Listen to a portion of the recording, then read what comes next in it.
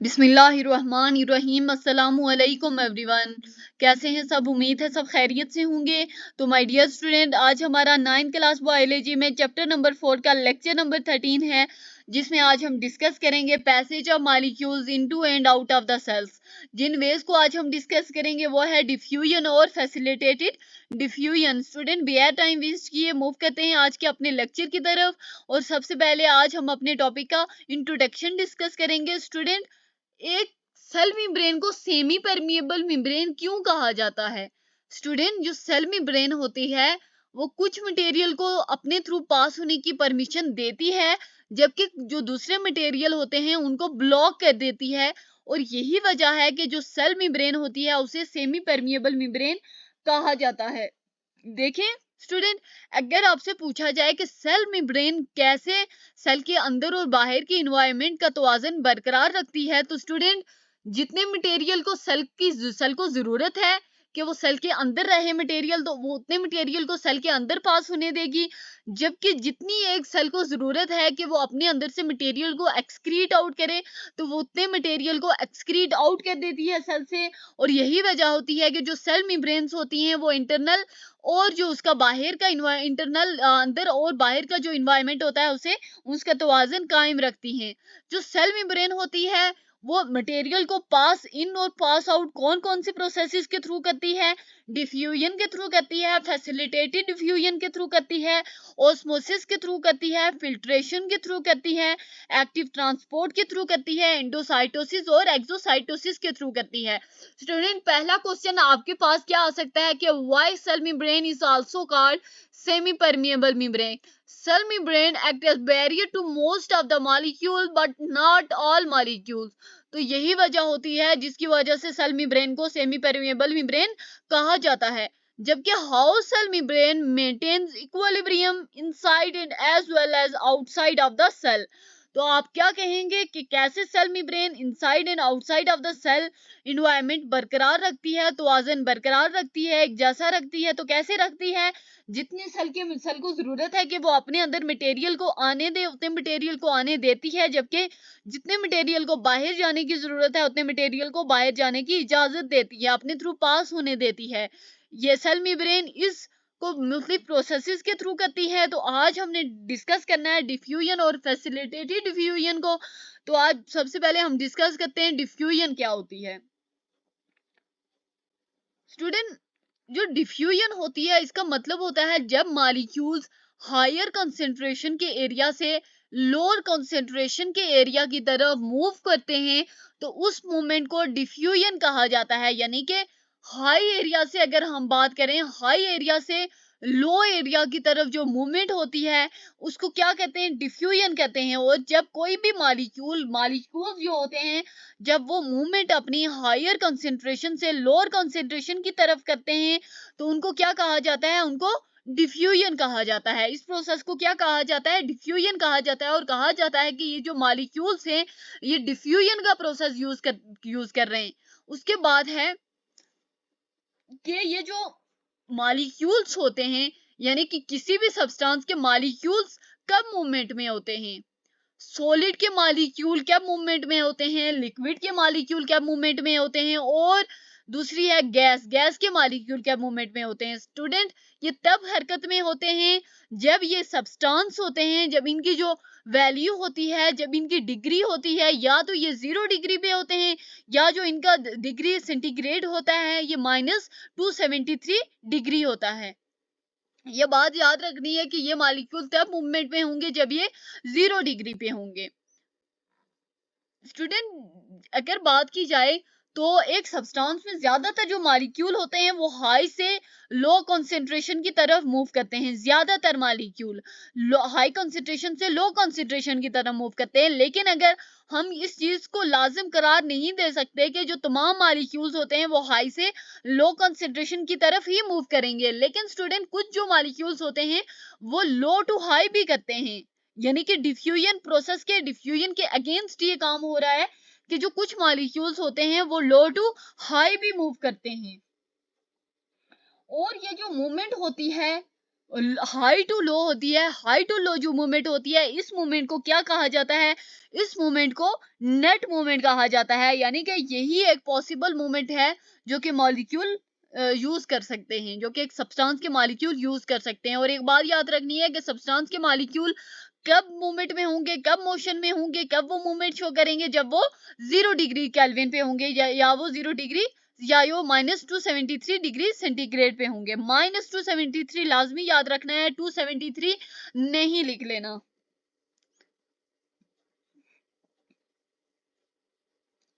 तो स्टूडेंट, जो सेल के अंदर और बाहर जो मॉलिक्यूल्स होते हैं, ये मूवमेंट जो होती है ये किसके थ्रू होती है? ये डिफ्यूजन के थ्रू होती है। ये किसके थ्रू होती है? डिफ्यूजन के थ्रू होती है। स्टूडेंट, सेल के अंदर और सेल मेम्ब्रेन के आर पार जो सब्सटेंस की जो होती है मूवमेंट, उसका जो असल तरीकाकार है वो क्या है? डिफ्यूजन है। उसका असल तरीकाकार क्या है? उसका असल तरीकाकार डिफ्यूजन है। स्टूडेंट, अगर हम डिफ्यूजन की बात की जाए तो जो डिफ्यूजन होता है ये असल तरीकाकार होता है कि जिसके थ्रू जो मूवमेंट होती है सेल, जो मूवमेंट होती है मटेरियल की अक्रॉस द सेल मेम्ब्रेन, यानी कि जितने मटेरियल की सेल को जरूरत है वो सेल मेम्ब्रेन सेल के अंदर पास होने देती है, और जितने मटेरियल को एक्सक्रीट आउट करने की जरूरत है उतने मटेरियल को एक्सक्रीट आउट कर देती है। और यही वो मेथड है, ये डिफ्यूजन ही एक प्रिंसिपल मेथड है जिसके थ्रू सब्सटेंसेस मूव करते हैं, सब्सटेंसेस के मॉलिक्यूल्स मूव करते हैं। उसके बाद स्टूडेंट, जो कार्बन डाइऑक्साइड हो गया, ऑक्सीजन हो गया, ग्लूकोज वगैरह हो गए, ये डिफ्यूजन करके ही सेल मेम्ब्रेन से गुजरते हैं। याद रखनी है ये बात कि जो कार्बन डाइऑक्साइड हो गए, ऑक्सीजन हो गया, ग्लूकोज हो गया, ये ऐसे मॉलिक्यूल होते हैं जो डिफ्यूजन करके ही सेल मेम्ब्रेन से गुजरते हैं। स्टूडेंट, जो गिल्स होती हैं और गिल्स और फेफड़ों में जो गैसों की एक्सचेंज होती है, यानी कि जो गैस एक्सचेंजेस का प्रोसेस होता है वो कुछ किसके थ्रू होता है? वो भी डिफ्यूजन के थ्रू होती है। यानी कि गिल्स की बात की जाए और लंग्स की बात की जाए, इनमें जो गैसियस एक्सचेंज होता है, इसमें जो गैसों का तबादला होता है वो कौन से प्रोसेस के थ्रू होता है? वो डिफ्यूजन के थ्रू होता है। स्टूडेंट, अगर बात की जाए कि जो ग्लूकोज मॉलिक्यूल्स का जो स्मॉल इंटेस्टाइन की कैविटी, स्टूडेंट स्मॉल इंटेस्टाइन की कैविटी को क्या कहा जाता है? स्मॉल इंटेस्टाइन की कैविटी को ल्यूमन कहा जाता है। स्मॉल इंटेस्टाइन की कैविटी को क्या कहा जाता है? ल्यूमन कहा जाता है। और अगर ग्लूकोज मॉलिक्यूल का स्मॉल इंटेस्टाइन की कैविटी ल्यूमन से जो विलाई की ब्लड कैपिलरी होती है उसमें जो चले जाने का अमल है वो भी क्या कहलाता है? वो भी एक डिफ्यूजन की मिसाल है। स्टूडेंट, अगर आपसे एग्जांपल ऑफ डिफ्यूजन पूछी जाए तो आप क्या कहेंगे कि जो कार्बन डाइऑक्साइड है, ग्लूकोज है, ऑक्सीजन है, ये ऐसे मॉलिक्यूल हैं जो कि डिफ्यूजन के प्रोसेस के थ्रू ही सेल मेम्ब्रेन के आर पार होते हैं। जबकि अगर हम एक और एग्जांपल देखें, वो एक और एग्जांपल क्या होगी कि जो जब ग्लूकोज मॉलिक्यूल स्मॉल इंटेस्टाइन की कैविटी ल्यूमन से जब विलाई की ब्लड कैपिलरीज में मूव करती हैं तो उसको क्या कहा जाता है? इस प्रोसेस को भी डिफ्यूजन कहा जाता है। स्टूडेंट, क्योंकि जो सेल मॉलिक्यूल्स होते हैं, जो सेल मॉलिक्यूल की मेम्ब्रेन के आर पार डिफ्यूजन के लिए कोई भी तवानाई खर्च नहीं करता। स्टूडेंट, जो सेल होता है, सेल के लिए एक बात याद रखने की, जब जो मॉलिक्यूल्स होते हैं, जब वो मॉलिक्यूल डिफ्यूजन के प्रोसेस के थ्रू आर पार मूव करते हैं मेम्ब्रेन के, तो इस मेम्ब्रेन में जो सेल को होती है, सेल को किसी किस्म की एनर्जी यूज करने की जरूरत नहीं पड़ती। इसलिए हम डिफ्यूजन को पैसिव जो डिफ्यूजन ट्रांसपोर्ट है उसी की एक किस्म कहते हैं। पैसिव जो ट्रांसपोर्ट है उसी की एक किस्म कहते हैं।